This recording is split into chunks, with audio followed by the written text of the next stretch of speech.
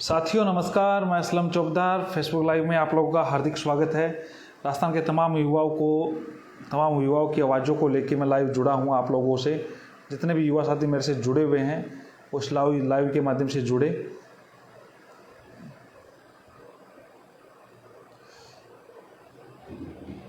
राजस्थान के तमाम भर्तियों के मुद्दों को लेके मैं आप लोगों से लाइव कर रहा हूँ। और ये जो लाइव है इसका उद्देश्य मुख्य रूप से राजस्थान के तमाम युवाओं की वो आवाज़ को बुलंद करना है जो हर कोई नहीं कर पा रहा है। बहुत सारी बातें हैं दोस्तों, आप लोगों से लाइव करने का इच्छा है। आज रात को 10 बज गए हैं, बिना बताए आप लोगों से लाइव जुड़ा हूँ। उसका कारण ये है कि पूरे दिन भागा दौड़ी रहती है, कभी कहीं कभी किसी मुद्दे पे हर प्रकार के बेरोज़गार मिलते हैं, हर प्रकार की बातें आती है। कल भी एक भाई साहब मेरे पास आए तो अपनी व्यथा को लेकर रोने लग गए थे। बिल्कुल जय श्री राम, राम राम। रीढ़ की जो व्यथा और चल पड़ी है उसको लेके भी मैं आप लोगों से लाइव रूबरू होने आया हूँ। बहुत सारी चीज़ें हैं।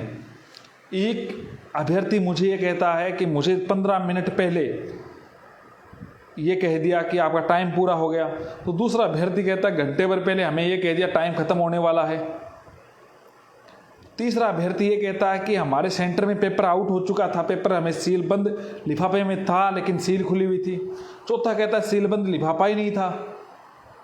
फिर वीडियो आता है कि कई बच्चों को घर से बाहर निकाल दिया गया, एग्ज़ाम सेंटर से। फिर वीडियो ये आता कि पेपर धड़ल्ले से इधर जा रहा है। अखबारों में आपने न्यूज़ सुनी है कि 8:30 बजे व्हाट्सएप पे पेपर आ गया है। आम आदमी का मोबाइल बंद, आपका बंद, मेरा बंद, लेकिन जो गड़बड़ कर रहा है उसका मोबाइल चालू है। इतना लेट नहीं है दोस्तों। कई लोगों को लग रहा है रात के 10 बज गए हैं। अभी शिक्षा मंत्री जी से मुलाकात करके आया हूं मैं। व्यथा दर्द यहीं पे है, आप लोगों के लिए है। कुछ 10-11 सूत्री मैंने मांगे रखी थी, उनके सामने उन पर चर्चा भी की। देखो, कई प्रकार के कन्वर्सेशन के रास्ते होते हैं, कई प्रकार के विरोध अलग जगह है लेकिन युवा का हित अलग जगह है।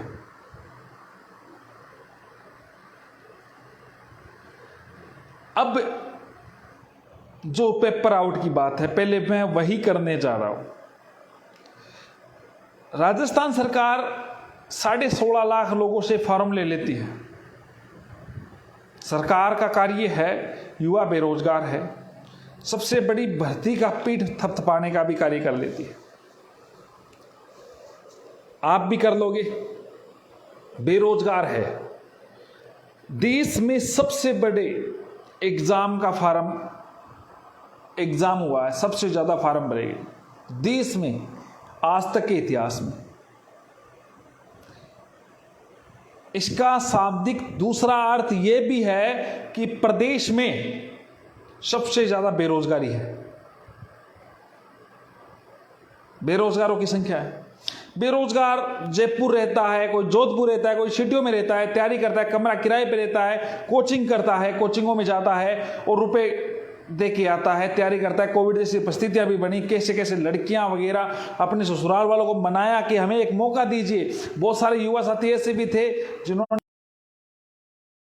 समय दीजिए।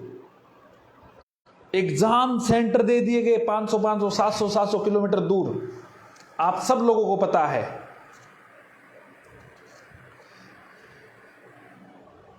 एग्जाम सेंटर दूर दे दिए जा रहे हैं। चलो फिर भी पहुंच लिए, कोई डूंगरपुर पहुंच लिया, कोई बांसवाड़ा पहुंच लिया, कोई प्रतापगढ़ पहुंच लिया, कोई जयपुर पहुंच लिया, कोई उदयपुर पहुंच लिया, परेशान हुआ, एग्जाम पे पहुंच लिया। एग्जाम भी दिया तो वो लेवल का दिया जिसका कोई लेवल ही नहीं था। गधे घोड़े सब एक समान। जिसने 3 साल से तैयारी की है और जिसने 3 महीने से भी तैयारी की है, एक समान अंक आ रहे हैं। जिसने थोड़ा बहुत भी पढ़ लिया 15 दिनों में, उसके भी नंबर अच्छे आ रहे हैं। अब कई लोग कहेंगे कट ऑफ आई जाएगी, पेपर आउट हुए हैं, ये हुए हैं। पेपर की इतनी शिकायतें हैं दोस्तों, बताऊं तो फिर खुद को शर्मिंदा होना पड़ रहा है। और सरकार ये कह रही है, बोर्ड ये कह रहा है, पेपर हमने सफलतापूर्वक आयोजित कर दिया। राजस्थान में पेपर आउट एक पर्याय बन चुका है। एक मेरे पास शिकायत आई कि एक बंदे को तो राजस्थान के जिले का पता नहीं है, उसका पेपर इतना अच्छा गया है, जिलों की संख्या नहीं लिख सकता।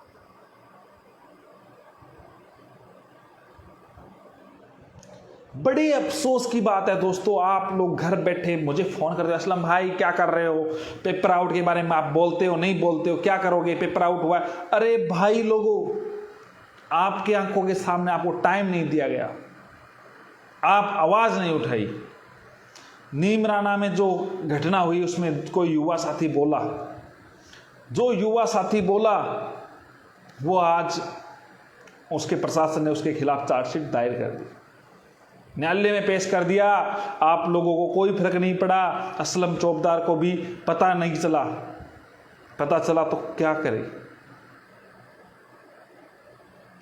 क्या करे, क्योंकि आप लोग तमाशा देखने वाले हो, देख रहे हो, मुझे देख रहे हो, लाइव देख रहे हो आप, आपको कोई फर्क नहीं पड़ता। सच की आवाज कोई उठाता है। आज आपको दर्द हो रहा है ना पेपर आउट का, इसके संदर्भ में मैं डीओपी में बातें रखी जब आप कोई नहीं आ रहे थे कि इन लोगों के साथ कड़ी से कड़ी सजा होनी चाहिए। और घर वाले आपको बोलेंगे काम ढूंढ लो, क्यों बोलेंगे ये बात आपको पता होगा। दोस्तों बड़े अफसोस की बात है, राजस्थान का बेरोजगार युवा कोई सच आवाज, आज जैसे मैं मंत्री जी के सामने बात रखी तो मेरा पहला पॉइंट ये था कि एनसीटी के अकॉर्डिंग लेवल प्रथम में बीएड वाले शामिल होने चाहिए, जिससे जल्द से जल्द ये भर्ती क्लियर हो। दूसरा पॉइंट यही था 2021 की रीट की निष्पक्ष जांच करे युवा के हितों के आधार पे। और कई लोगों ने तो ये कमेंट कर दिया आप तो मंत्री जी से मिले हुए हो। अरे वाह यार, आपको लगता है मंत्री जी दोषी है? लग सकता है, वो सरकार में है और मेरा सरकार को जगाने का काम है। मैं ना सरकार में हूं और ना ही सरकार का कोई नुमाइंदा हूं। मैं अपनी बात रखने जाऊंगा, अपने हक की बात करूंगा, आपके हितों का संरक्षण के लिए लड़ूंगा। ये जो पेपर आउट की जो घटना हुई है, मेरे पास जितने प्रूफ आ रहे हैं, जितनी बातें आ रही हैं, सारे एसओजी को भेजे जा रहे हैं, आप मुझे भेजो। दोस्तों रात को कल मैंने प्रिंस कॉलेज का जो मामला था सीकर का, कोई मीडिया वाला नहीं उठा रहा था सीकर का, क्योंकि Prince Prince Prince is Prince, उसके खिलाफ कोई बोलना नहीं चाहता। मैंने जिससे डाला 2000 लोगों ने शेयर मार दिया, दो कर लो बात। अच्छी बातों को लिए बहुत युवा साथ आ जाते हैं सोशल प्लेटफॉर्म पे। प्रिंस कॉलेज में युवा साथियों को धक्के मारे गए, उसके खिलाफ उन लोगों को दर्द हुआ, किसी और को हुआ? ये परिवर्तन की जरूरत है दोस्तों, क्योंकि दर्द जब एक बेरोजगार को हो रहा है तो आपको भी होना चाहिए। मैंने कह दिया ना, अगर आपको कोई जाति सूचक गाली दे देना तो आपकी जाति के हिसाब से आपको दर्द होता है। अगर बेरोजगार के साथ अन्याय हो रहा है तो अपनी जाति बेरोजगारी जाति बना लीजिए, क्योंकि आप बेरोजगार ही हो। और अगर इस प्रकार की अगर बात रहेगी तो आप बेरोजगार बने रहोगे।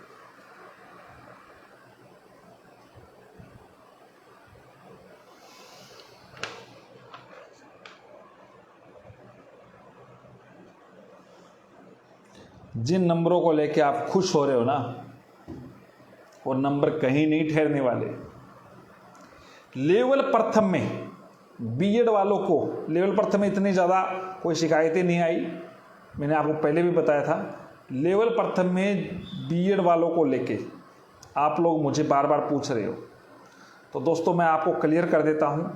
लेवल प्रथम में बीएड वालों को शामिल को लेके मैं पूरा प्रयास करूंगा, उसी प्रयास को रंग लगाऊंगा, पंख लगाऊंगा और आपको जीत दिलाऊंगा।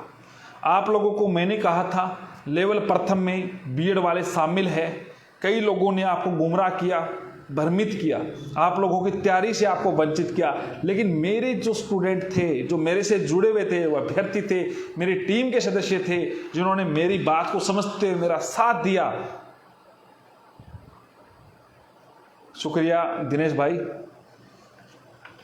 मेरा साथ दिया, मेरे साथ आए, उन लोगों ने तैयारी की और उनके बीएड में नंबर भी बने। कई लोगों को ये लगा कि क्या पता सरकार शामिल कर रही है तो अब क्या दिक्कत है। अरे दोस्तों, अब आपको मैं बता देता हूं, सरकार ने तो केवल, ये सरकार आपको पता है किस प्रकार की है, इनको रुपए मिल रहे थे और जल्द से जल्द भर्ती को पूरा करवाना जरूरी था। भर्ती पूरी क्यों करवाई जा रही थी ये भी पता हो, चल रहा है आपको। अब बीएड वाले शामिल हो रहे हैं।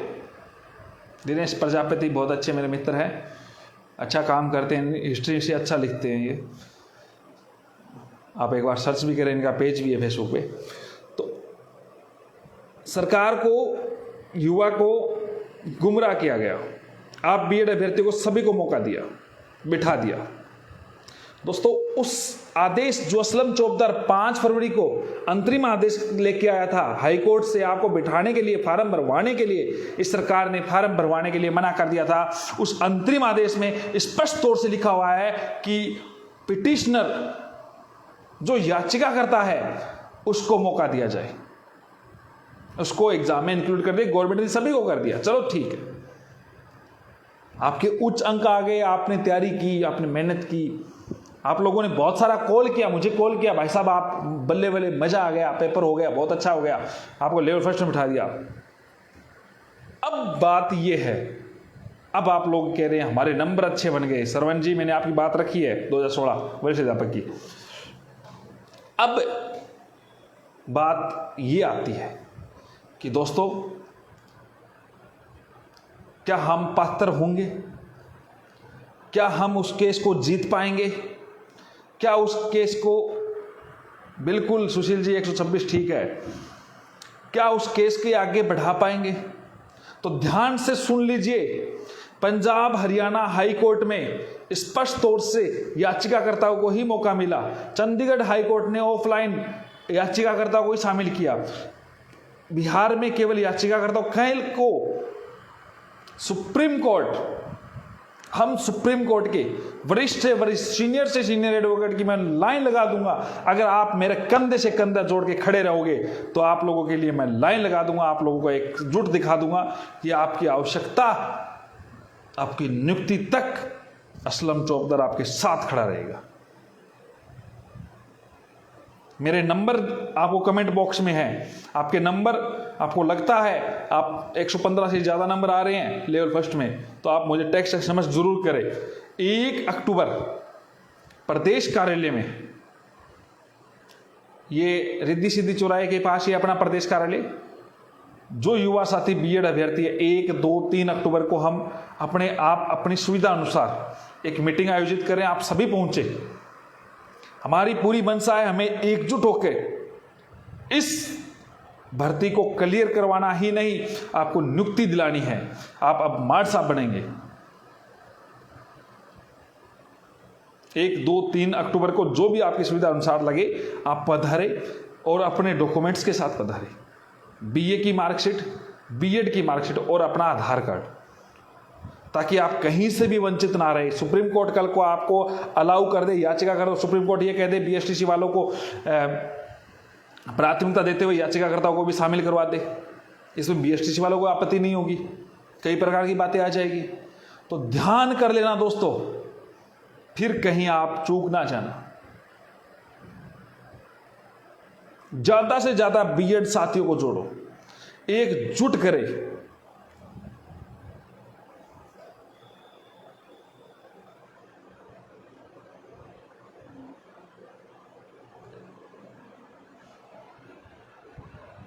हरीश सालवे, अरे दोस्तों चिंता ना करो, वक्त पे सब कुछ हो जाएगा,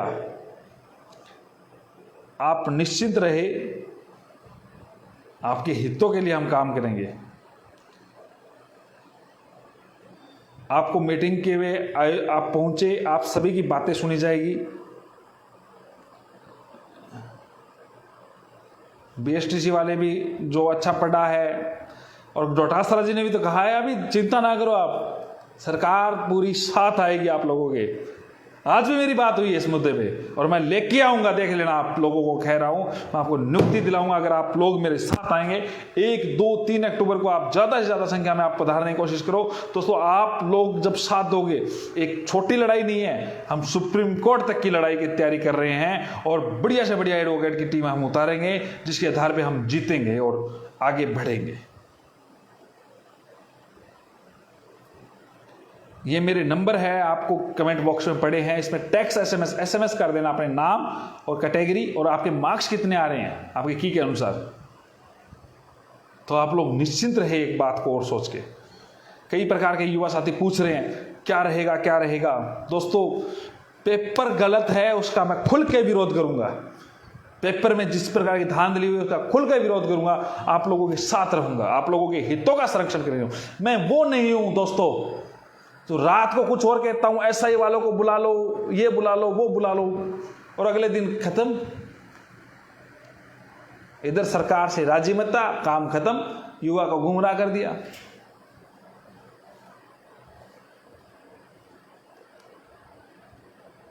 मैं कभी भी स्वाभिमान के साथ समझौता नहीं करता हूं दोस्तों।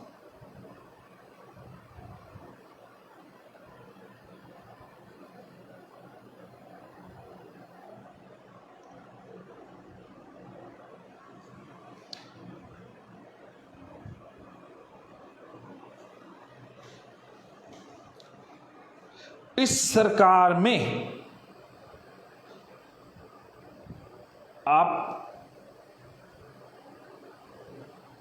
सरकार में जयन, एसआई, रीट, अब चर्चा रीट की चल रही है दोस्तों। जयन को चुप करा दिया, कुछ लोग घर से बाहर निकलते, बाकी ये पता करते हैं उनसे कुछ हुआ क्या। वो जा रहे हैं, ठीक है, हो जाएगा। आप लोग घर से बाहर नहीं निकलते हो। मैं कहता हूं आप अपने क्षेत्र में अपने एमएलए को पकड़ लो कि ये फर्जीवाड़ा हुआ है।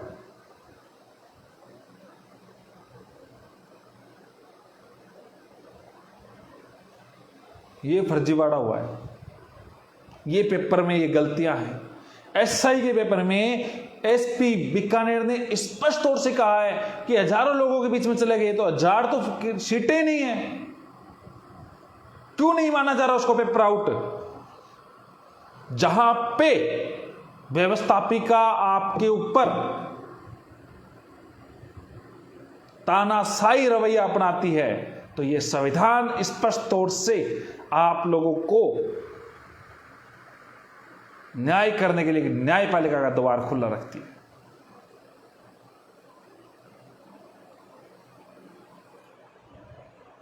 सुबह 10 बजे बाद में 1, 2, 3 अक्टूबर को आप जयपुर पधारो।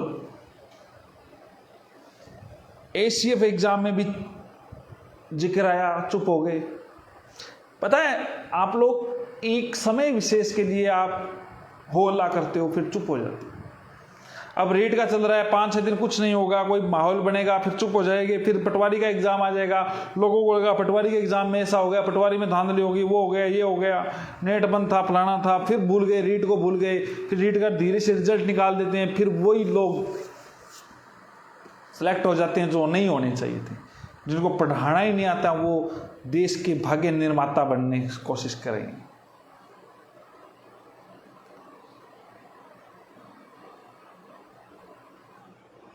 और एक बात और ध्यान करें दोस्तों, जितने भी मेरे साथ युवा साथी जुड़े हैं, इस लाइव में कई बीएसटीसी के पप्पू लोग भी जुड़े हुए हैं। सुनते हैं वो गलत कमेंट भी करेंगे।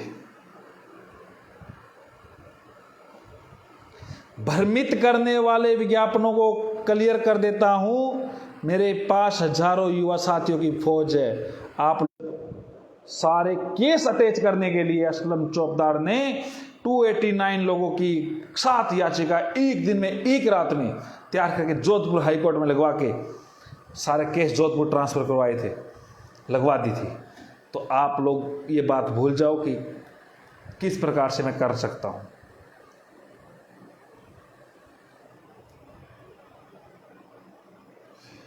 शुक्रिया वृक्ष मित्र आनंद कुमार, नाम अच्छा लिखा है आपने। दूसरी बात, जजमेंट के बारे में जो लोग कह रहे थे कि 2 दिन पूर्व बीएड वालों को बाहर कर देंगे,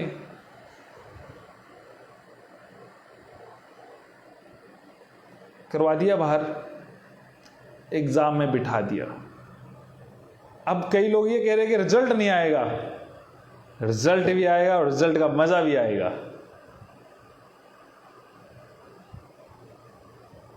बिल्कुल न्यायपालिका की तरफ ध्यान देना चाहिए। ये जो एग्जाम था इसमें कई प्रकार की धांधलियां सामने आ रही है। वीडियो जा रहे, देखो वीडियो का, आप लोग सोशल प्लेटफॉर्म पर बहुत बड़े मजबूत व्यक्ति हो, आप सभी लोगों को सुनते हो। मेरी बात और सुनो। कल रात को मैंने 11:30 बजे एक वीडियो डाला प्रिंस कॉलेज का। अब तक उस वीडियो पे 3 लाख से ज्यादा व्यूज आ चुके हैं।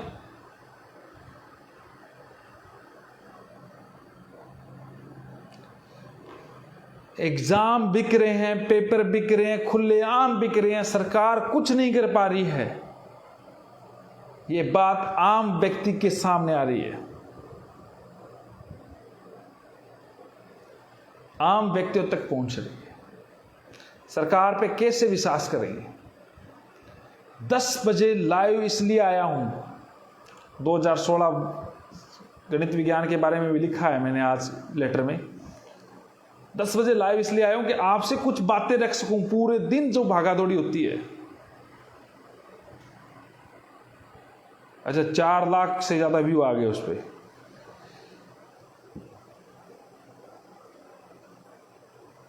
बीएसटीसी के जो युवा साथी है उनसे अनुरोध करता हूं कि आप अपने कमेंट से बाज आइए, वरना एक और मेरे पास तुरुप का इक्का है कि आपके कैरियर को ख़त्म करने का। According to NCT new guideline, जिसकी 12वीं बेस पे ही आप बीएस लेवल फर्स्ट में शामिल नहीं हो सकते, आपको ग्रेजुएशन करना भी आवश्यक है। ये बात आप गौर से सुन लीजिए। अभी मैंने इस पर पिटीशन दायर नहीं की है। अगर आप बाज नहीं आओगे तो मैं ये भी पिटीशन दायर कर दूंगा। और ध्यान कर लेना, मैं अपने हदों को संरक्षण करने के लिए किसी भी हद तक जा सकता हूं।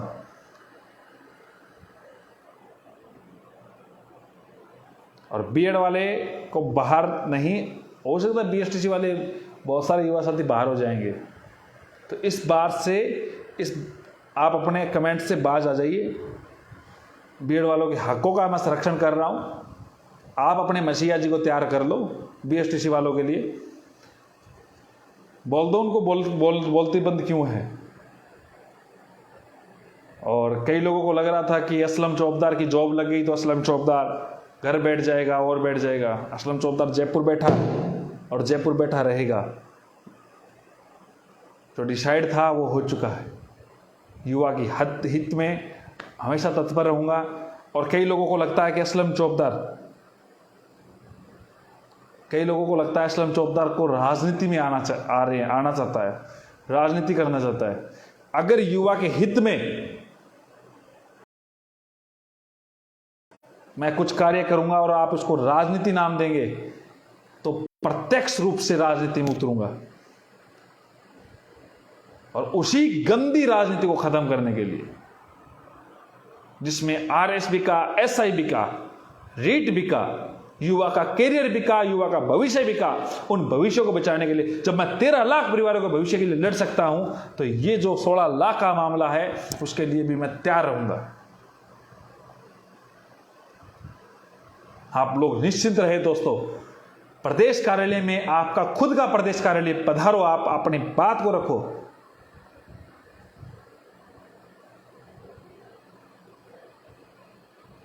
और मुझे कई लोग वो भी दुहाई देते हैं, पप्पू लोग, जो सारे दिन ग्रुप में एक मैसेज करते हैं, जल्दी से करो, हम वरिष्ठ वकील कर रहे हैं, सीनियर एडवोकेट कर रहे हैं, वो कर रहे हैं, ये कर रहे हैं, सुप्रीम कोर्ट से ला रहे हैं। अरे कितने भी ले आना, नियम कानून के आगे आपकी एक भी नहीं चलनी है। लेवल प्रथम से आप बाहर होने से भी बच लो, वो बड़ी बात है। राजनीति करने के लिए गुर चाहिए दोस्त। अगर आपके परिवार में भी कोई दम है तो आप परिवार वालों से भी करवा लो। संस्कृत डिपार्टमेंट 2016 के संदर्भ में जल्द ही मैं काम करूंगा, आप लोगों को साझा करूंगा। 2016 देखो, मैंने आज जो ज्ञापन दिया है शिक्षा विभाग से जुड़ी हुई कई भर्तियों का, मैं चाहता हूं कई बेरोजगारों को भला हो। रीड के पदों में वृद्धि को लेकर मैंने ज्ञापन में लिखा है। नई व्याख्याता भर्ती जारी करने को लेकर मैंने आज का ज्ञापन दिया है, पेज पे मैंने शेयर कर दिया है और कमेंट में भी डाल दूंगा। नई वरिष्ठ अध्यापक भर्ती परीक्षा के लिए, नई पीटीआई भर्ती के लिए लिखा है 2016 वरिष्ठ अध्यापक भर्ती का जो डीओपी में मामला उलझा पड़ा है। अरे जोंटी जी टट्टू टट्टू हो, ये अपने को शोभा नहीं देता किसी के बारे में गलत बोलना। 2016 गणित विज्ञान और अंग्रेजी विषय की एक और सूची जारी करवाने के लिए लिखा है। त्यागपत्रित मामले में भी लिखा है, त्यागपत्रित पदों पे रिक्त पद हो जाते हैं त्यागपत्रित से, उनको भरने के लिए 2018 प्रथम श्रेणी व्याख्याता भर्ती परीक्षा के 14% पदों को बढ़ाने के लिए भी लिखा है। हालांकि आप लोग हवा में उड़कर अपनी भर्ती को खराब करने की कोशिश की थी दोस्तों। अगर आप सही वे में चलते तो अब तक आपकी एक सूची जारी हो जाती 14% में। आप लोगों का जो नेतृत्व था वो नेतृत्वहीन था।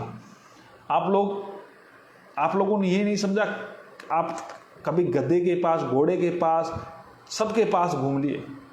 आपको सही व्यवस्था में मैं लेके जा रहा था, आपके लिए ही कातर जनसभा में घोषणा हुई थी, लेकिन आप लोग समझे नहीं, क्योंकि आप लोगों में जो नेतृत्व था सभी को 30 मार खा समझता था। आप लोग इस बात को समझे कि आपकी भर्ती को छोड़ के मैंने आपकी भर्ती से 6 मांगे दी थी, 5 क्लियर करवा चुका हूं। लिखो लिखो लेवल फर्स्ट, क्योंकि दिल को दिलासा तो दे लो। लेवल फर्स्ट बीएसटीसी वालों कट ऑफ 130। अच्छा 130 नहीं जाएगी दोस्तों, ना चिंता करो। 2012-13 के कम अंक अधिक अंक वाले जो मामला है उसके बारे में लिखा है।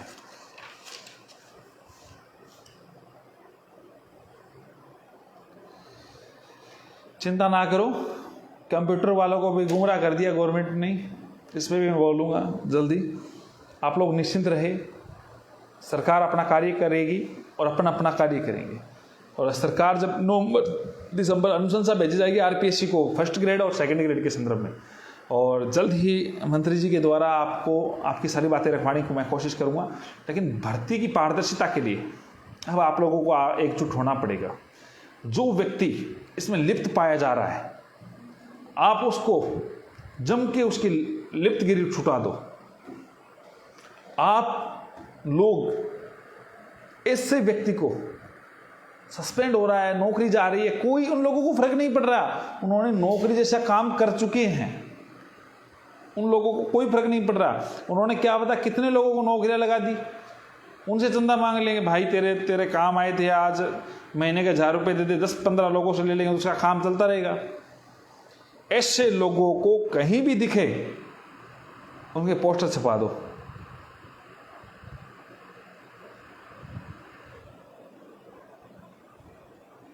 व्यास जी आप मेरे अजीज हो, दिक्कत किसी से नहीं है, मैं रूल्स के अकॉर्डिंग मैं काम कर रहा हूं और मैं एक पक्ष के साथ मैं खड़ा हूं, आपको पता है। आप दूसरे पक्ष में हैं, मैं आपका सम्मान करता हूं, लेकिन मैं किसी का विरोधी नहीं हूं। फर्स्ट ग्रेड नवंबर-दिसंबर तक आने की पूरी संभावना है। इसी साल में एक वेटिंग सूची और निकलवाने की मैं कोशिश कर रहा हूं, ताकि 14% के जो व्यक्ति बार बार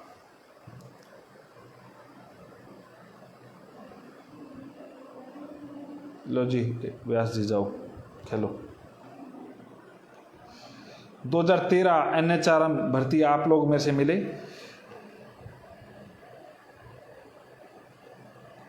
मैं उन लोगों के खिलाफ हूं जो गलत कमेंट करते हैं, जो गलत बोलते हैं, जो अपने संस्कार यहाँ पे दिखाते हैं और अपने कमेंट मेरे पे करते हैं।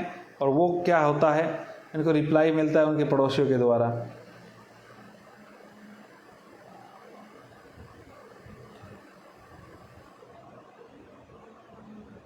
बहुत बहुत धन्यवाद, आप सभी लोग मेरे से लाइव जुड़े। और कोई आपके संवाद है मैं रखने की पूरी कोशिश करूंगा। राजस्थान के तमाम युवा जितने भी मेरे साथ आते हैं, मैं उनके हितों के संरक्षण के लिए कार्य कर रहा हूं और करता रहूंगा। आप लोगों को, सरकार को अनुलोम विलोम जैसे भी मनाना है वो मेरा काम है। ठोलिया जी जल्द ही आप एक या 2 दिनों में पधारो, मैं आपको मिला देता हूँ डीओपी के अधिकारी से, आपकी सारी बात करवा देता हूँ। बहुत बहुत धन्यवाद, आप सभी लोग लाइव जुड़े। 2016 वरिष्ठ अध्यापक के बारे में बोल रहा हूँ मैं।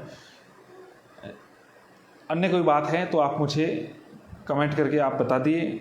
इसमें कमेंट की बजाय आप मुझे व्हाट्सएप पे मैसेज भेज दिया करें, कोशिश करूँगा, मैं देखने की कोशिश करूँगा। कई बार देख नहीं पाता हूँ दोस्तों, हज़ारों की संख्या में मैसेज आते हैं।